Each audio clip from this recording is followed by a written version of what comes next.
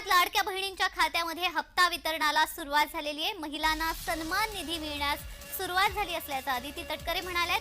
महिला सशक्तीकरणाच्या दिशेने एक महत्त्वाचं पाऊल उचलत मुख्यमंत्री माझी लाडकी बहीण योजना प्रभावीपणे राबवण्यात येते। त्या आदर्श आचारसंहितेमुळे थांबलेली प्रक्रिया आज पुन्हा एकदा कार्यान्वित करण्यात आली आहे।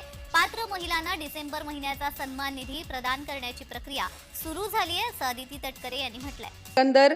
जे काही लाडकी बहीण योजनेचे रजिस्ट्रेशन फॉर्म्स जे आलेले होते ते साधारणपणे 2,63,83,589 इतके फॉर्म्स होते आणि यापैकी साधारणपणे 2,43,82,936 इतके फॉर्म्स हे विभागाने ग्राह्य धरले। ज्या आकडेवारीचा 26 लाखाचा आपण उल्लेख केला ती क्रॉस व्हेरिफिकेशनसाठी माहिती व तंत्रज्ञान विभागाकडून ज्या आकड्यांचा आपण उल्लेख केला ती आमच्याकडे विभागाकडे प्राप्त झालेली होती। साधारणपणे महिला व बालविकास विभाग म्हणून आणि सर्वच सन्मान्य समोर बसलेले वरिष्ठ सदस्य आहेत, अनेक वर्ष त्यांनी सुद्धा मंत्रिमंडळामध्ये वेगवेगळ्या खात्यांमध्ये काम केलेलं आहे।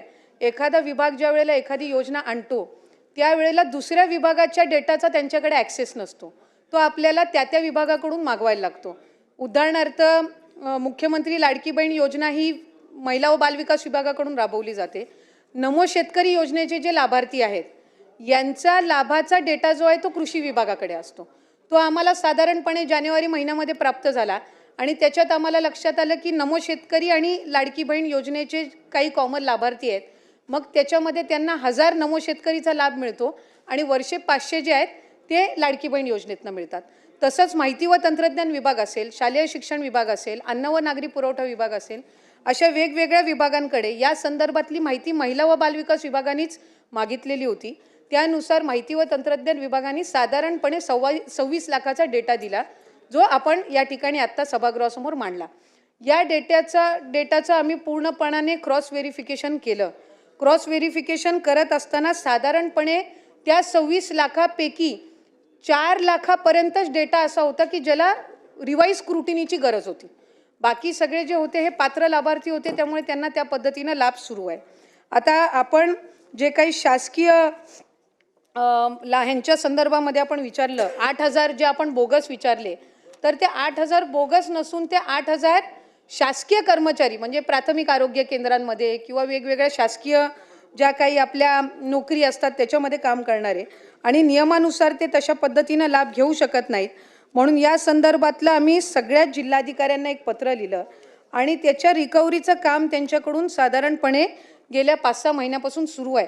म्हणजे मी इथे सांगलीचं सुद्धा आपल्याला उदाहरण देऊ इच्छिते की सांगलीमधले सुद्धा प्राथमिक आरोग्य केंद्रामधले किंवा इतर शासकीय याच्यामध्ये काम करणारे जे आहेत त्यांची सुद्धा रिकव्हरीची जी काही प्रक्रिया आहे ती त्या ठिकाणी 10,500 असतील, कोणाचे 4,500 असतील, म्हणजे ज्या महिन्याला त्यांना वितरित झाले त्यानुसार आहे आणि ही प्रक्रिया साधारणपणे 2 महिन्याच्या कालावधीमध्ये सगळ्या जिल्ह्यांची पूर्ण होईल। आता 12,000 जे आपण पुरुषांचं म्हटलं तो खरं तर आकडा साधारणपणे 12 ते 14,000 मध्ये येतो। ज्या वेळेला ही योजना सुरू केली त्यावेळेला निदर्शनास आलं की अनेक अशा महिला आहेत ज्यांचं स्वतःचं वैयक्तिक बँक खातं नाही आहे। त्यांचा आधार कार्डला त्यांच्या घरातला जो पुरुष असेल, मग वडील असेल, भाऊ असेल किंवा पती असतील, यांच्या अकाउंटवर ते शासकीय योजनांच्या वेगवेगळ्या लाभ घेतात। म्हणजे लाडकी बहीणच नाही पण ह्या व्यतिरिक्त सुद्धा बहुतांशी योजनांचा लाभ हे त्यांच्या घरातले जे पुरुष आहेत त्यांच्या खात्यावरती घेतात। त्यांचं स्वतःचं स्वतंत्र खातं नसल्यामुळे त्यांच्या आधार कार्डला सुद्धा अनेक पुरुषांचे म्हणजे घरातल्याच पुरुषांचे अकाउंट हे त्यांनी लाभासाठी दिलेले होते।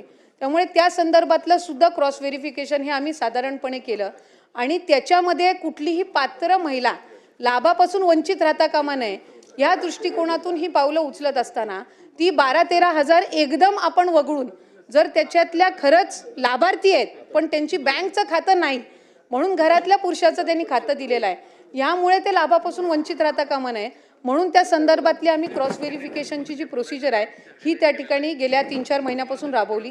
त्याच्यात बऱ्यापैकी अशाही केसेस आम्हाला आढळल्या की त्या खरंच बेनिफिशरी आहेत पण त्यांची अकाउंट त्यावेळेला नसल्यामुळे त्यांच्या घरातल्या यांचे त्यांनी त्या पद्धतीनं दिलेल्या आहेत। त्यामुळे अशा पद्धतीनं प्रक्रिया करत असताना ई-KYC जे आपण सुरू केलं याला साधारणपणे आम्हाला 8 ते 9 महिन्याचा कालावधी ती ई-KYC प्रक्रिया ज्याच्यात 13 बाबी पूर्ण कराव्या लागतात। मग ती प्रक्रिया आपल्याला सुरू करता येत असते. तर ती आम्ही सुरू केली आणि KYC झाल्यानंतर याच्यामध्ये आणखीन जो सुरळीतपणा आहे या सगळ्या सबंध लाभार्थ्यांच्या संख्येमध्ये तो आपल्याला पाहायला खूप दिवसापासून लाडक्या बहिणी त्यांच्या हप्त्याची आतुरतेने वाट बघत होते. तर फायनली त्यांच्या खात्यामध्ये आता त्यांचा जो हप्ता आहे नोव्हेंबर आणि डिसेंबर महिन्याचे 3,000 रुपये ते जमा होण्याची जी प्रोसेस आहे ते आजपासून सुरुवात झालेली आहे. लाडक्या बहिणींच्या खात्यामध्ये त्यांचा जो हप्ता आहे तो आजपासूनच जमा व्हायला सुरुवात